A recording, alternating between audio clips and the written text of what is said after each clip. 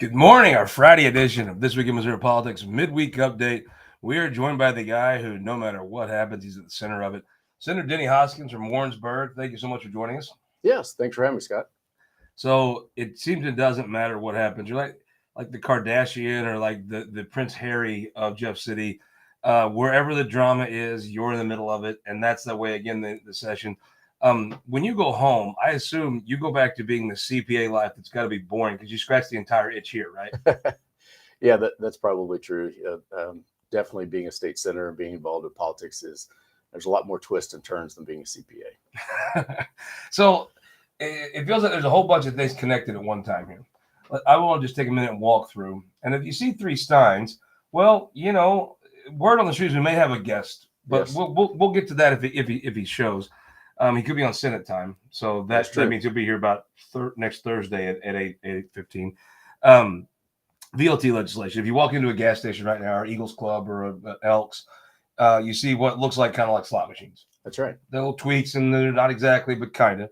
And what always struck me is that Missouri takes tons of taxes out of your money, out of your check. Yes. The little pittance they don't rip off from you. Why can't you just pick it in a gambling if you want to? You don't want to, don't. Not a gambler myself, but why not, right? Right. It's weird. I think the bill started with enough votes to pass. The casinos blocked it. Yes. Then over time, I'm not sure that I think support may have eroded a little bit. I think you have this other thing called torch gray games. Yes. Which are kind of the same thing, but not really. It is, by all accounts, complicated. But it comes down to, if you're just a hardworking Missourian, what the hell business of the government? What do you do with your money? I would agree with that. We have what I call VLTs, video lottery terminals, which are basically video poker machines. And you see a lot of what we call the gray games now. I mean, we ate at El Jimador down in Jeff City last night and had a liquor store right next to it and had a bunch of these gray games, games in there. I mean, you go to any truck stop along I-70, they've got them. If you go to any bar, tavern, fraternal, veterans organization, they've got a lot of these gray games in there. VLTs? I have not played VLTs. Yeah, no. Me neither. It's not that they don't look fun. It's that I'm just cheap. So VLT language you've carried for a long time, and like people want to say, oh my God, you're holding the bill hostage. Well, no shit. I mean, that's what happens in politics. Is people take a bill that it has a lot of popular support and want to put their stuff on it. That's how an omnibus bill is created. So I mean, it always shocks me if people go, oh my God, they're holding it hostage. Well, yeah. And then somebody else is holding four things hostage. This person, I mean, it is a hostage-taking environment, right? Right. So you've used the sports book thing as a way to get VLTs done, which is, again, people like, I understand if you're just tuning into politics just to talk about sports book, that may surprise you. But I promise you, 80 times a day, the exact same thing happens. So it's maybe the most typical legislative tactic of anything that's not written down in a book somewhere. I would agree. So and people would act like, oh, that's terrible. I'm like, well, no, not really. So the session unfolds. Again, it's like take 6, right? You got sports book. People want to bet on the Chiefs. Yes, probably more than they want to gamble in a gas station, right? But the laws, you grab their law, held it to take yours. It would feel like after Senator Shore brought a version of this to the floor in an amendment form, and it failed in a vote. Probably the VLT thing was done then, but certainly as we said here at 5 after 8, it's definitely VLT has no hope of passing this year, right? Correct. So take the next step forward in the progression of this. Normally what's happened for 5 years is, okay, we're going to take 7, let's do it again, right? Right. Back. And maybe it changes. However, there's an initiative petition process. The teams are probably going to take advantage of, right?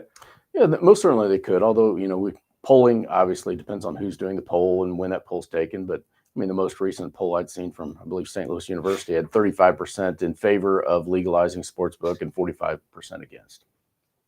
Yeah, but I mean, they put boats on moats. If I had to guess, if you and I said, what's that great Mexican place that we go to in Warrensburg? It's not a Humidor, it's something else. It's El Great Food. Yes. Whatever it's called. It's right there on the corner. It's terrific. If you're in Warrensburg, drive down by the Walmart right before you get there on the left. It's a great Mexican spot. But if I had to guess, Patrick Mahomes is going to come out and say, hey, help me win a Super Bowl here, guys. Right. Help me out. And my assumption is it's got a very good chance to pass. So the hostage is gone. So it's time to deal. It feels like you came to the position where it's time to deal.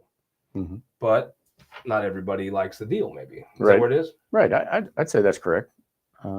We did take, when we brought up Senate Bill 30, which is Senator Luke DeMeyer's sportsbook only bill, Senator Schroer did offer a VLT only amendment. Unfortunately, it did fail. I tried to get Senator Luke DeMeyer to include VLTs in the Senate substitute. I take a lot of the blame for killing sportsbook and filibustering, but actually, I think there was 11 senators that offered about 20 amendments and amendments to Senate Bill 30 before I really offered my first amendment. Okay, the people that don't know you, I'm going to ask it in the form of a question instead of an observation. I don't feel as though you are living and dying back home with the guilt of killing this legislation. No, not at all. Now, although I've heard Senator Eigel on the floor and on the radio this morning talk about all these awful companies making money. Well, whatever. I mean, companies make money. It's what they do. I mean, I don't view sportsbook anyway sinister. In fact, it's a good thing, and a lot of people want to do it, right? I mean, there's certainly nothing wrong with if you want to take your money and spend it in a VLT or betting on the Chiefs. Right. I don't think there's any. I don't see the sinister piece of it. So what would be the $64,000 question, or in this case, like the $20 million question? The difference would be if they go to the ballot, which I personally think they have a better than even chance of passing. Mm-hmm. If you bring the St. Louis Cardinals out for something, man, that's pretty impressive in certain parts of the state. And then I'm sure there's about 8 or 10 blocks somewhere in Independence where the Royals are popular. They might help. But if you break it out, they seems like that they probably pass. You have demanded if Sportsbook passes, they make some pretty generous contributions to the state. Yes.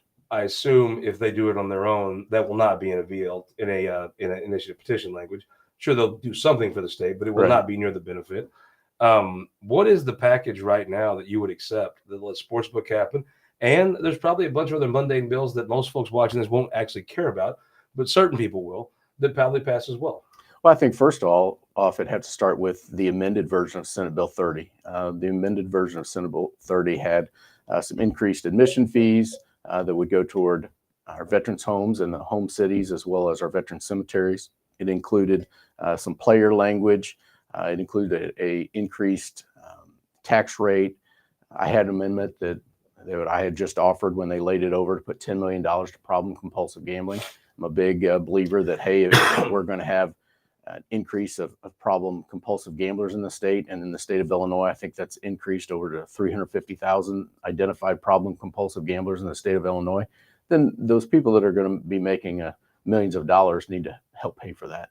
So a sportsbook only bill would have to start off with some of those things and go from there. I mean, I've got 5 other senators that have come to me and said, hey, if there's a sportsbook only bill, I'm going to help filibuster it. I don't want to see a sportsbook only bill unless it has VLTs. Okay, but am I wrong to think that if you were like, this is the deal, right? You're a senior senator. You've staked. I mean, you've taken the slings and arrows over this. I have.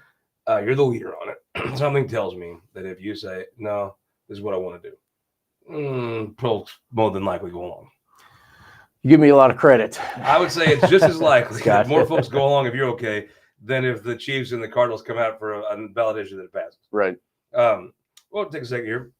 I think my buddy Kyle from Mobley gave me these steins. Yes. These steins that's the Eagle stein. I got one of the Clydesdales here. All right. We got an extra stein just in case somebody pops by. Yes. And then I tell you what, I'm very honored. It's always so nice. People will send me stuff. Look at this. A Roy Blunt for Secretary of State. That is bumper sticker. This is what you call vintage.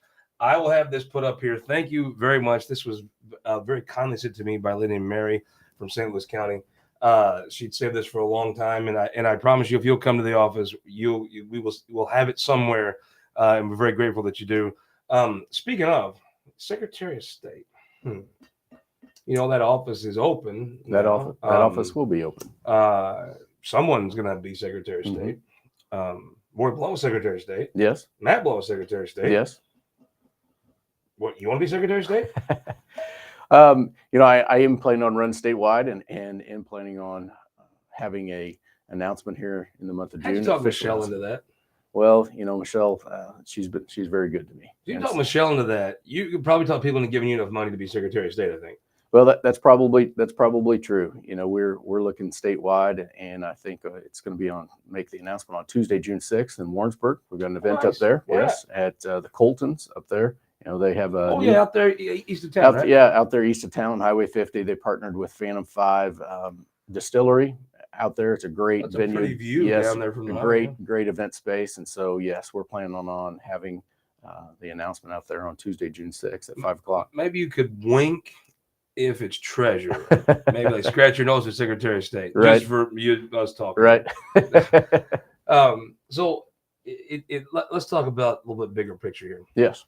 If you so the Senate, you have been there for a lot of tumultuous times. I have. I don't think anybody left last year thinking this is something they really want to spend a chunk of their life doing. Right. It was just bad. Right. Just felt bad. Everybody hates it. Just if you could have enjoyed that being in that room. I was sitting with the peanut gallery. Mm-hmm. It just it is not today is not pressure packed for me. Right. I'll sit with the peanut gallery and watch what y'all do, and y'all do stuff that has that is the pressure and but even I was like, oh, this is just an uncomfortable place to be, right? Mm-hmm. Didn't feel that way this year. I would agree. I think we had a lot better relationships this year. You know, obviously we disbanded the conservative caucus, and that doesn't mean that we're not still fighting for conservative issues and policies, but we don't have a formal victory, right? Yeah, we don't have a formal group. You know, many of us still get together and talk about, you know, legislation coming up, and so right, just like every senator does, whether you're moderate, whether you're liberal. I mean, you all get together and kind of talk about what bills come up. So I would say yes. I would also say that Cindy O'Loughlin's approach has been a breath of fresh air. Not going past 7:30 on most nights is even been like starting at 1 or 2. Right. Letting the 10 o'clock was just a bitch fest. Yes. That's all it was. And I don't think it ever accomplished anything at that 10 o'clock session. Right. And I guess in my mind, you just do the same thing and you don't ever think that you could do it any differently. I thought it was a very good approach that she had to just come in at 1 or 2, let the committees get their stuff done. And then when you're there, you're there. Right. The same complaining would happen twice almost. It would happen once at 10 and once at 4. Right. I thought that was just a common sense businesswoman approach to something. And you know what? Whether you like Cindy, whether you voted for Cindy, whether you didn't vote for Cindy, the fact is, you have a long list of accomplishments that you're going to be able to tout at a press conference this afternoon sometime. Oh, most certainly. Maybe if you go in there and you got to shut it down at 10:01. Right. The fact is, there's a lengthy list of things you can point to. Yes. That if you would have took it in January, you took half those things in cash. Right. And so I think by all accounts, it's been a successful year in the state Senate. And the fact that we're sitting here on Friday talking instead of having, we'd be talking about how it ended 2 days ago in some situations. So, I mean, I think it's been good, but there is something. You've went through this whole process now. Yes. Of being House leadership. You've been in the Senate. I would say you were someone that Ron Richard liked and had a lot of sway. You've been on the other side of leadership. Right. Now you've got almost a standoff with the numbers that you have and they have.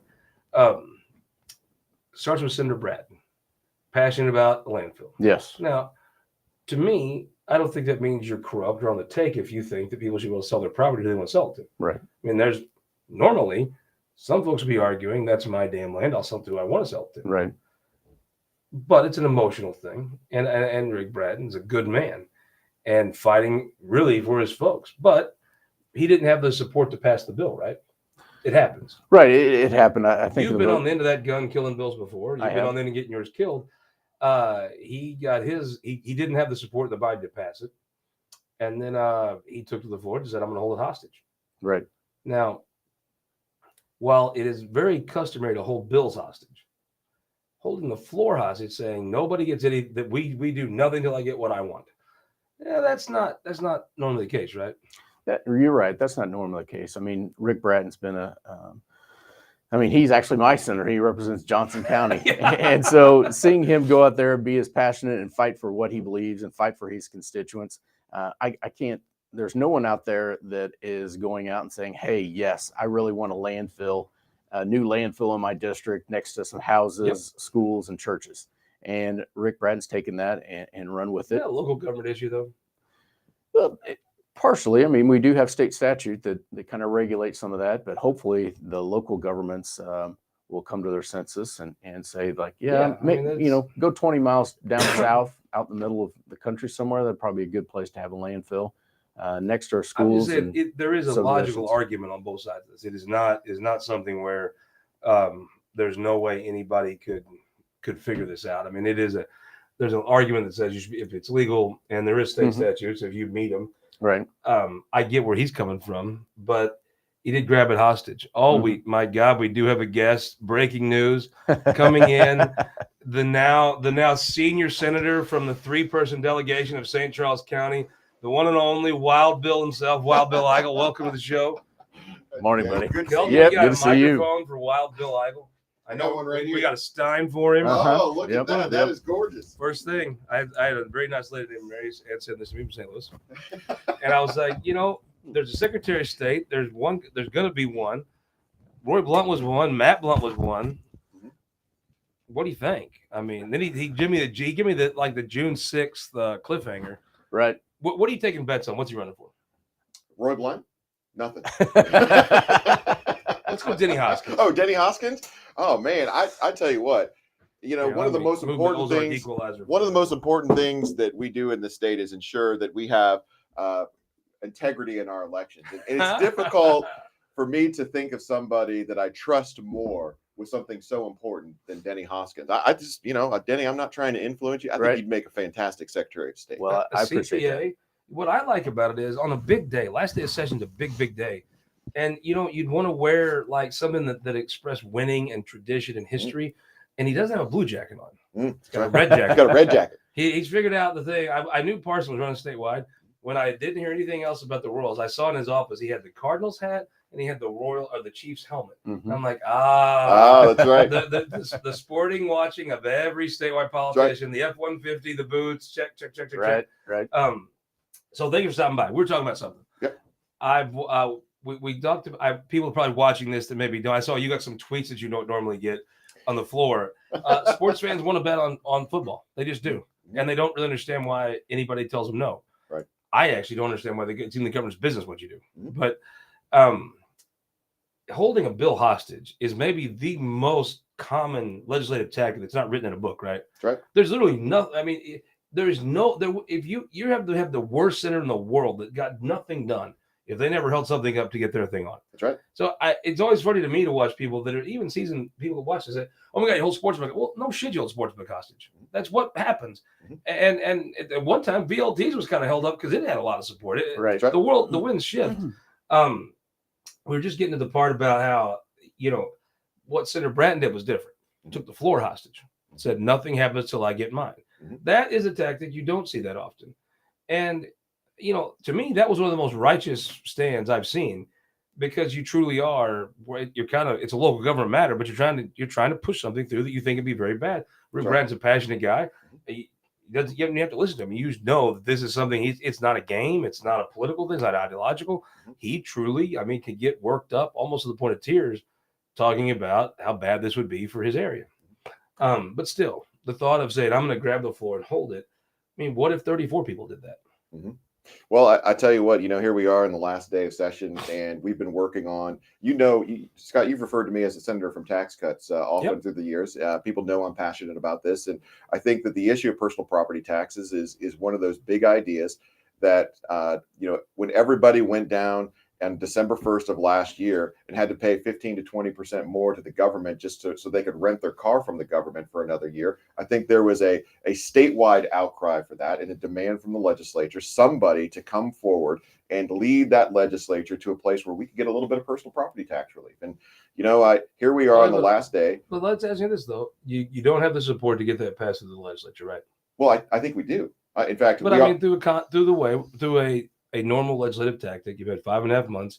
And I would say right now, Rick Bratton's landfill bill was not going to pass this year. I would say your personal property tax cut, probably not going to pass this year. The tactic of saying, okay, if I don't get mine, the Senate doesn't function, is an abnormal tactic. And what if everyone did that?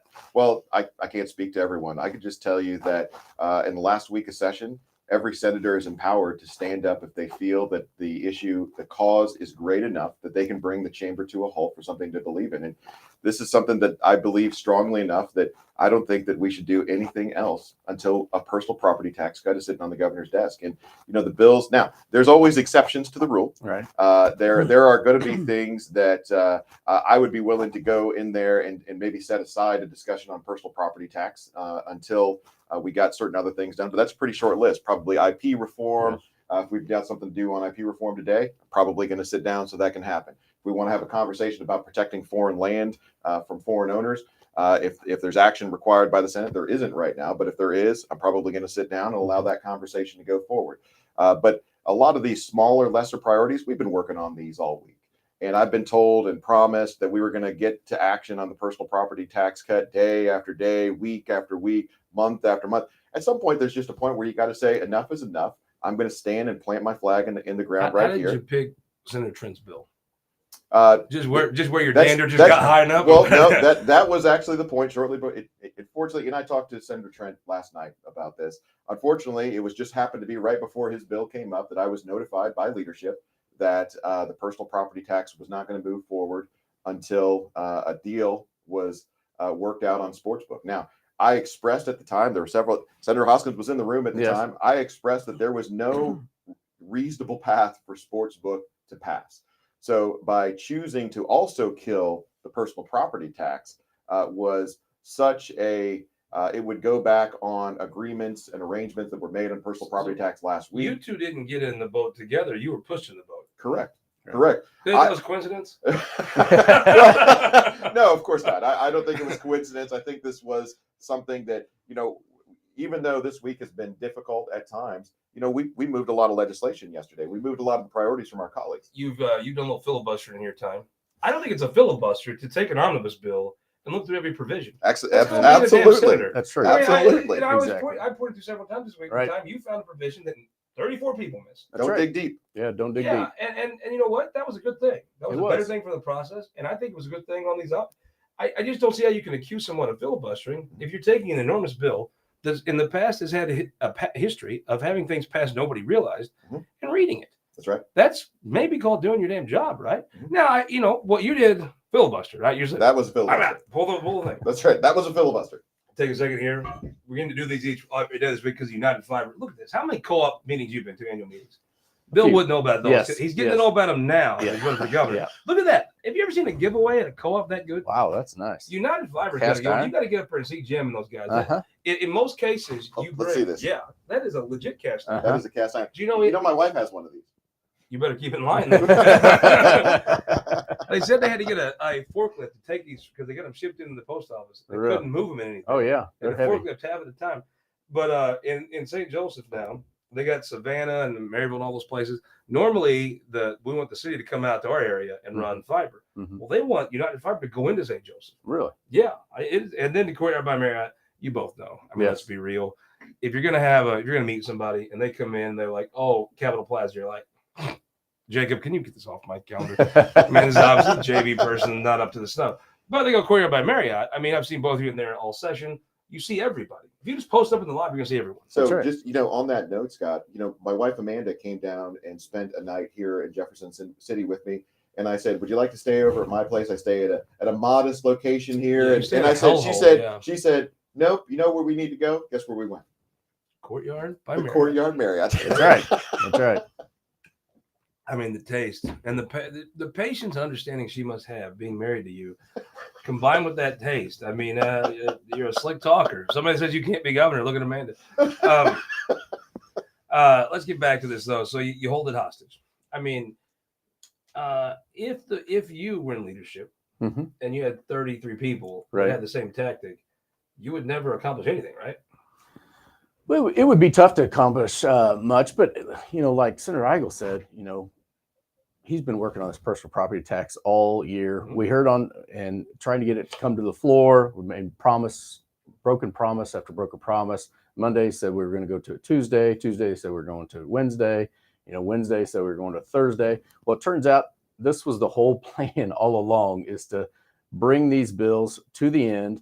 My Senate Bill 92, sportsbook on it. Sportsbook on Senate Bill 92, because they changed the title of the bill to taxation. And they said, well, you pay taxes on the sportsbook, and which it does not fit. It's a huge Hammersmith issue. But basically, I mean, I've watched the court. I think Senator Moon makes great points about the Hammersmith stuff. Yes. But the part he leaves out is the courts who have traditionally ruled Hammersmith violations, they just don't anymore. Well, somebody has to sue. Somebody has to sue. Yeah. And obviously, if there was a sportsbook only bill, the video lottery terminals would sue, and I believe that they would win based on the attorneys that I've talked to. You would sure think so. Yes. But I've seen several of these cases recently. The courts have just not enforced it. Right. And so you're right. But if you read it like a regular person, and in the past for sure, but it'd be interesting to me to see. So let me just ask where we are today. So you guys go to work here in an hour and a half. If they don't go to they have a bill. What was the path you said? 268. Yes, House Bill 268 is over in the House. It just needs to be passed out of fiscal oversight. They can take it right up. It's got personal property tax in it. It's got the rural jobs. It's got sandbox, and it's got the child care tax credits. So currently, that's the only I think vehicle that really. And you've let that go once. So well, yeah. There's I would say there's actually two vehicles. They could either the House can take up 268, which Denny just detailed, or we could go to 540 over in the Senate, pass that, and send that to the governor's desk. So either way, either chamber has 540 ready to go. 540 is ready to go. Nope, 540 is ready to go. We can pick that up right now. TAFP it by noon today. We could have a bill on the governor's desk to be the first personal property tax cut in the history of the state of Missouri. Could come from the House, could come from the Senate. I don't really care which one it comes from, but it's regardless of. And by the way, you mentioned, if 34 other senators do this, we wouldn't get much done. But for a majority of session, we tried the route of being diplomatic. We tried the route of working with our colleagues. We tried the route of letting everybody's priorities move forward and negotiating in good faith on things like personal property tax. And ultimately, after all of that goodwill that we tried to create, here we are on the last day, and our stuff is still being held hostage. So we feel like we're being pushed into a corner to say, at this point, with a few hours to go, at some point you got to make a stand. We're making a stand. Is it held hostage, or does it not have the support to pass? Well, it's already passed. Remember, it passed last week. So the personal property tax cut that I'm proposing or like to pass out of the Senate, 540, is the same bill that everybody already voted for. People have jerked you around on this for a long time, right? Absolutely. It'll be, we'll pass the ball to the governor, pass the ball to the House. You remember the old Peanuts cartoon when Charlie Brown tries to kick the ball and Lucy pulls the football away from him? That's what I feel like right now. So they've already voted yes on this last week. They're just, not, and I say I'm what's happening now is some folks that are tied to the special interest on sports betting are trying to use that as one more pulling away of the football for them. Right. And basically they're trying to pit Senator Eigel and I against each other. And that's just dumb. That's not going to work. Senator Eigel and I have been good friends for the last 7 years. We're best friends here in the Senate. To say, oh, we've got a plan. We're gonna make Senator Eigel and Senator Hoskins go after each other on the Senate floor. Yeah, that's just not going to happen. That's dumb. That's a stupid. I don't know who thought that was a great idea. And although some of the liberal senators would love to see Eigel and I face off out there on the Senate floor, it's just not happening. We've had many battles together. It begs the next question. You've got some bills, a couple pieces you'd like to see passed. Yes. You've got one you'd like to see passed. Are you saying that you either pass both or none? No, I think either one of these bills is fine. But I mean, if you break it down, you say, okay, we're going to run just rural jobs, or we're going to run just sandbox. Well, and you don't get property tax. Can you live with that? I don't think that we can control at this point what the House is going to do. We can't control what the House does or does not do on 268. They have to make that decision. If they want to take the reins and pass 268, then it's going to be a vehicle that has personal property tax and rural jobs on it. The Senate, all we can do is control the Senate. The Senate has the opportunity to pick up 540 and pass it. My guess is if they do that, which is a vote they've already taken, right. If they do that, then my guess is we are going to return to a sense of normalcy in the Senate chamber. We're probably going to go back to Senator Trent's bills and get those done. And then after that's done, we may have time left to do some other priorities, smaller priorities, maybe. Who knows what that is? Citizens should tremble, right? Maybe the pocket, but we're going to continue vetting all the bills come through. But we may need that's time. Not going to stop, right? We'll continue normal business. Well, we're going to continue normal business, but everybody gets to a point to where they got to stand up and take a stand. this is that moment with 10 hours to go in the session. Right. So if they come with a deal that says, okay, we work something out where if you'll sit down, we can get his sandbox and rule jobs through, but we can't get yours property tax through. Oh, Does that work? me, Not work. For me, we got to have a personal property tax cut. And if we're not going to do a personal property tax cut, That you feel too? Yeah. I mean, So well, if you're talking about 268, that already has Right. personal Okay, property but tax. if there's the way you've done the journal. I mean, in your world, it's still Wednesday, right? Yes. This is the third This Wednesday is a edition. this is how Jefferson City works. We're Yeah. so inefficient in government. We're still on Wednesday. This is the third Wednesday edition of this particular show. That's true. So you could probably Don Thal here can come up with all kinds of stuff to make things work, right? If you give him a little time. But you're saying, look, both of our things passed, and if you try to come with this one, nothing's happened, right? Is that where it is? Yeah, I think that's where it ultimately is. They've not come to us with that. I mean, obviously, Senator Eigen would have to discuss that, but What's Bill the and governor I think about 540? I think the governor signed it. Have you talked to him or staff or got any feedback? Yes, to his credit, I spent about an hour in the governor's office last week. We were talking about this issue. We were also talking about the rural jobs issue. Mm-hmm. We were talking about several. So, I was actually having a conversation with Aaron Willard in Aaron's office. The door to the governor's office was open. The governor came in because he heard Aaron and I talking policy. He came in and sat with us for about an hour to talk through these things. Mm-hmm. So I think that if we get 540, it's got the child care tax credit, which the governor is very interested in. That was kind of the crux of the deal on personal property tax. I think the governor signs that bill. This is where Bill's so good, right? He goes on the floor, ultimate jerk. Then he used to just ruin Dave Schatz's week, and Dave would just love on him and hug on him afterwards and stuff. He goes, I bet you the governor just totally good to go. I have no doubt. Down there in his office, it was all great. Let me ask you this. You said, I listened to your interview. The local station here in Jeff City out of Columbia, KWOS. That's Jeff City, but Brandon Rather, it's a friend of mine, was interviewing you. Yeah. Loved it. You were great radio. I mean, he was very happy when you hung up about the radio that you made there for him. Because it was good. I mean, it was interesting. So you almost put off like it was bad the teams made money, or it was bad sports betting. I would be shocked if I know you probably have some reservations about voting for gambling, and I get that. My mama would agree with you, by the way. But like it's not bad to have sports betting. So I have said that I've been on the periphery of the discussion about sports betting. I haven't been. They drag you into this every single time you see the platform. Then they drag you into the sports betting thing. So the only reason I find the requirement to talk about sports betting right now is because sports betting is what's preventing personal property tax cut from getting to the governor's desk. Right. So if let me put it this way, if we pass the personal property tax cut and that's sitting on the governor's desk in the Senate chamber wants to spend the remaining 8 hours discussing sports betting. And seeing if there's a path to come to sports betting, I'm all for it. Let's do it. So, I think if they were serious about getting something done on sports betting, this would have been something that would have been given time early on the floor. Though I think you could have. I listened to a lot of your remarks, especially when you're doing comedy, and my tweet was the funniest. You read about it, whatever. No, I'm not hurt feeling about it or anything, but it could come off like you were against the bill. I'm going to filibuster that. I have a hard time seeing you filibustering a sports betting bill. If you get your thing done, right? I think that if the body comes to an agreement on sports betting, I think that Denny would have to be a big part of that discussion. I think that several others would have to be a big part of that discussion. Well, but if there's a compromise on sports betting, I envision that it going feels to like be supportive if of Denny that says compromise. I'm okay with this. It probably becomes law. You're probably not going to see me standing up to filibuster at that point, and because I want to give the chamber. I'm not the negotiator on every single deal that goes to the chamber. So if my colleagues who have worked on this issue for years can come to an agreement on sports betting, I think that's great. I just don't know that there's a path that can happen in the next 8 hours.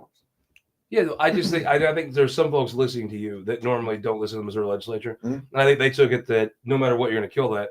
And I think there was some more nuance in there. And I just want to ask you directly, if you get your thing done, what about the Mexican standoff of it? What about by the Mexican, I mean the Audrain County, Mexico-Missouri standoff where Kid Bond's from?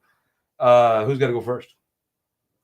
I could see a scenario where he goes first and you get stuck. Am I wrong? I have said all I can do is control what the Senate is doing at this point with 8 hours to go. I have said that until there's a personal property tax cut on the governor's desk, my intention is. So you got to go first. Well, we've been working on this for years, but that's where it comes down to. Yes, that's where I'm at. Is that we'd have to do tax cuts first before we pass any. I don't believe people lie, but I could see a scenario through a series of unfortunate developments where one gets done and one doesn't. And if that were the case, I would suspect that might be yours that doesn't.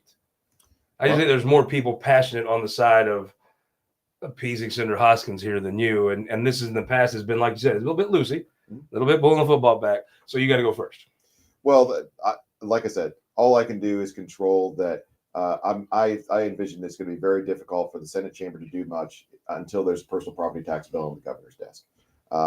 This if it doesn't happen, then I hate to say this, it wouldn't be the first time that the status quo, the swamp of Jefferson City, has consumed and derailed a good idea like cutting personal property tax. And we'll be back here next year having that discussion again. That's a normal part of the business. That's part of the risk of what we do. So that's not going to deter me from having this conversation. Making it easier for folks to lower their property taxes at the vote. I mean, most of these property taxes are where they are because people have voted for something. If you thought about making it easier to lower the property tax rate, let the folks do it. I don't think that I would have any opposition to something like that. No, not at all. Because I don't. In your neck of the woods, property taxes are high, but they've all voted for them, right? To raise them, send them where they are. Maybe there's a way to let folks undo that. Sure, I'd be happy to have that conversation. I was telling him, we've all wondered what's wrong with St. Charles County. Bill, to his credit, finally figured it out. It's the water. It's the water. That's right. Now you're gonna fix it. That's right. Fix it. Well, and I want to thank. I know you guys have if half the number of people are texting you wanting things that are texting me about asking you shit ass questions right now, then you've got a busy day. So I'm gonna let you get back to it. I want to thank you for the time. Give me something. Let's say you do go out there. I assume either you're told the deal's happening or why don't you read the platform of like Iowa or Arkansas? And just see how long it takes. To see what it's in. Yeah, I mean, don't switch words out. Put Missouri where I was, but just see how long it takes. Read anything from Arkansas though? It probably wouldn't take long. It's probably just picture books.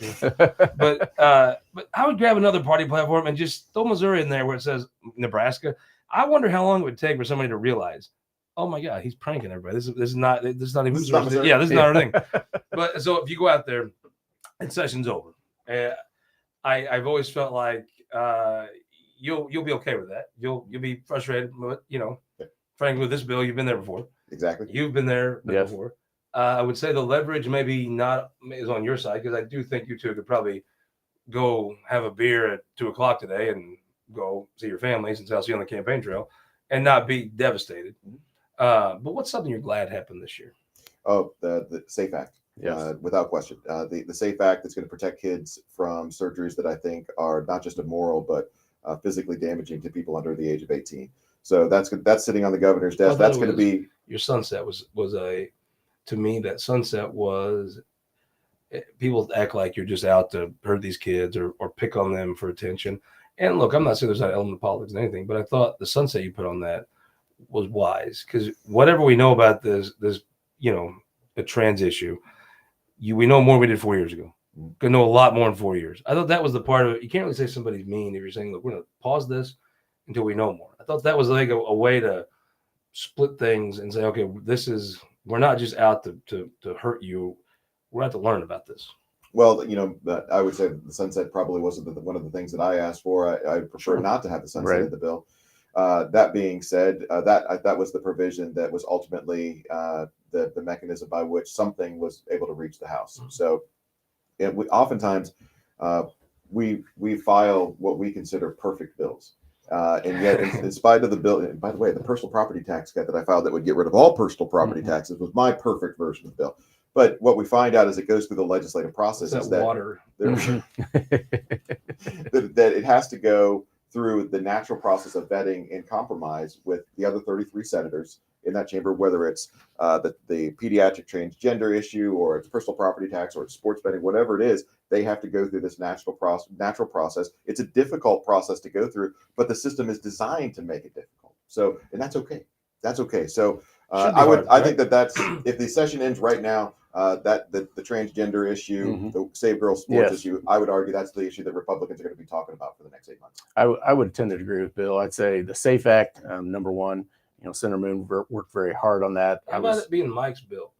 Yes, I think that's kind of a neat thing. I think it is too. And then Save Girls Sports. That bill, man. He did. I was having a piece of pie at 2:30 in the morning. Believe that or not, and he was in Senator's office, and he came in and was just, him and Luke were just working that thing. Yep. And I tell you, kudos to him. I mean, that took some real legislating. That's right. Then I think he got so used to passing bills, he decided to slow things down for some other bill, right? Right. Now, like Coon Dog, now you got the Senate. He's on the trail. Get him a whole get him a Schmidt level list of shadow boxes. Yes. With pins in it and stuff, you know. Well, hey, I appreciate it. Thank you guys very much. I look forward to coming to the Peanut Gallery and watching whatever happens. It'll be interesting. And I'll tell you what, the Senate is more interesting for the two of you. And I think the campaign trail is going to be more interesting for the two of you. Give me a bet. What do you think he's going to run for? What's Denny going to run for? I almost said I'm placing my bet. If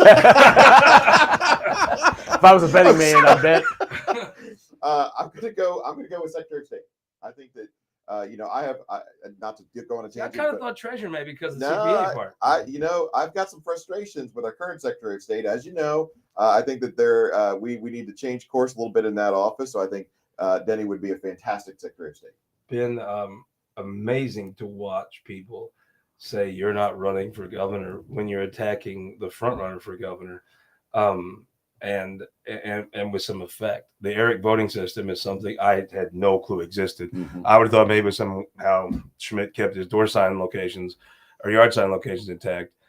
You talked about that a long time ago, and it doesn't happen anymore. Yeah, that's right. Yeah, I think we're going to see some things coming out in the coming weeks on some of the machines that have been used in our elections around the state that are going to cause a much broader conversation about whether or not we should be trusting a lot of these machines that are involved in our election. And of course, our Secretary of State is the #1 fan of these machines in our election. So lots to happen, I think, just in the next few months.